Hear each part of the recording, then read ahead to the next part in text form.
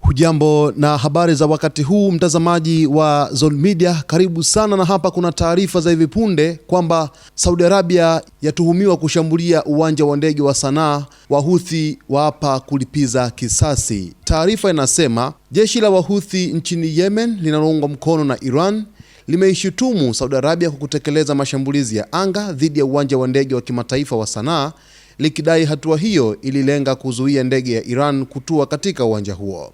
Msemaji wa kijeshi wa Wahuthi Yahya Saree amesema mashambulizi hayo yamehitimisha kipindi cha kupunguza mvutano kati ya pande hizo na kuionya Saudi Arabia kuwa italazimika kubeba matokeo ya hatua yake. Katika uchokozi usio wa haki, adui wa Saudi ametekeleza mashambulizi kadhaa ya anga dhidi ya uwanja wa ndege wa kimataifa wa Sanaa. Uchokozi huu umemaliza kipindi cha kupunguza mvutano na hautaachwa bila jibu wala bila adhabu, amesema Saree. Televisheni ya Al Masirah inayohusishwa na Wahuthi imeripoti kuwa mashambulizi hayo yalilenga njia za kurukia na kutua ndege katika uwanja huo. Wakazi wa Sanaa wamesema walisikia milipuko mikubwa huku ndege za kivita zikionekana zikizunguka angani. Hadi sasa Saudi Arabia haijathibitisha wala kukanusha kuhusika na mashambulizi hayo.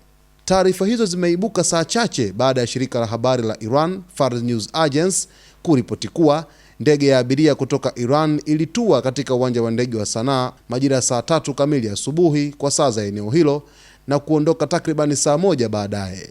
Shirika hilo limesema kuna madai kuwa ndege hiyo ilikuwa ya kampuni ya Mahan Air, ingawa mamlaka za Yemen bado hazijatoa uthibitisho rasmi.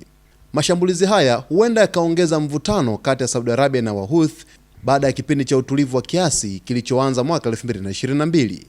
Licha ya kupungua kwa mapigano, Saudi Arabia bado inaendelea kuiunga mkono serikali ya Yemen inayotambuliwa kimataifa. Katika tukio jingine, Wahuthi wamedai pia wameizuia ndege ya kamati ya kimataifa ya Msalaba Mwekundu ICRC katika uwanja wa ndege wa Sanaa na kuwashikilia marubani wake, huku sababu za hatua hiyo zikiwa bado hazijawekwa wazi. Na mtazamaji, hii ni taarifa ya hivi punde tu ambapo imetokea huko nchini Yemen baada ya Saudi Arabia kutuhumiwa kwamba imefanya mashambulizi katika uwanja wa ndege wa kimataifa wa Sanaa pale nchini Yemen.